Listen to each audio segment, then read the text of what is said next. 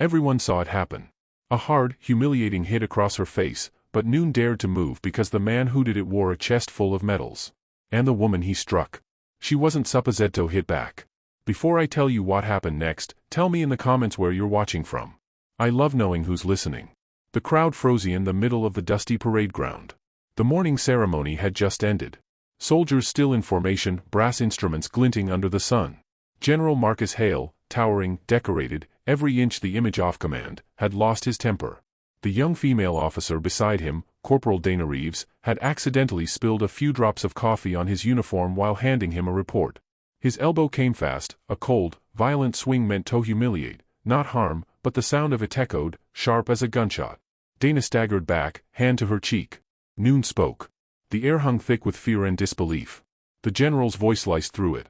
"Watch where you re-going, Mararain," he barked. But the moment their eyes met, something in his expression faltered.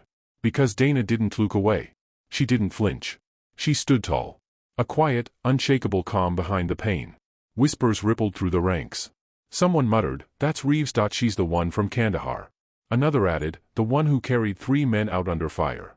The general's jaw tensed. He hadn't known. She transferred recently. No ceremony, no announcement, just another Marine assigned for logistics duty. But in the silence that followed, the truth began to bleed out. A captain stepped forward, voice low. "Sir, Corporal Reeves earned a Silver Star. She led Bravo 6 during the fall of Helmont." The general blinked. For a second, his authority seemed to crack like old armor. The crowd was watching, even the younger recruits, wide-eyed, rigid, were waiting to see what he'd do next. Dana didn't shout. She didn't cry, she simply said, her voice steady, permission to speak freely. "Sir," he hesitated. "Granted, you taught us respect is earned through strength," she said, her cheek already bruising. "But real strength is knowing when not to use it." There it was, the invisible shift, the kind of moment that pulls every soul in the yard toward truth. The general opened his mouth to respond. But before a sound came out, the base commander stepped out from the line of officers. "That'll be all, Corporal," he said. "Report to medical." The ceremony was over, but the story wasn't. That evening, word spread across the base like wildfire. No one talked about the awards or the parade. They talked about her, about the woman who took a hit and stood her ground without striking back. In the officers' quarters, the general sat alone, staring at his reflection. He'd spent 30 years teaching soldiers obedience, but none had ever taught him humility until that morning. He replayed her words over and over. Real strength is knowing when not to use it. 2 days later, a quiet knock echoed at Dana's door. When she opened it, the general stood there. No medals, no guards, just a folded letter in his hand.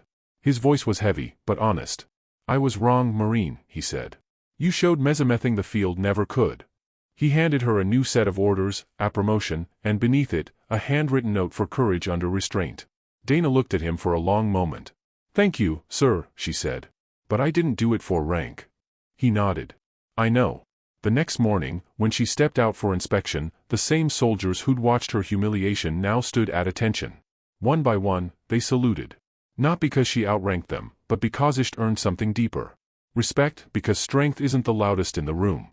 Sometimes it's the one that stays calm when the world expects rage, because true power isn't about how hard you hit. It's about how strong you stand. And sometimes the ones who refuse to fight are the ones who've already won their biggest battles. If this story moved you, share your thoughts below, and if you believe in courage that speaks softly but stands tall, make sure to subscribe.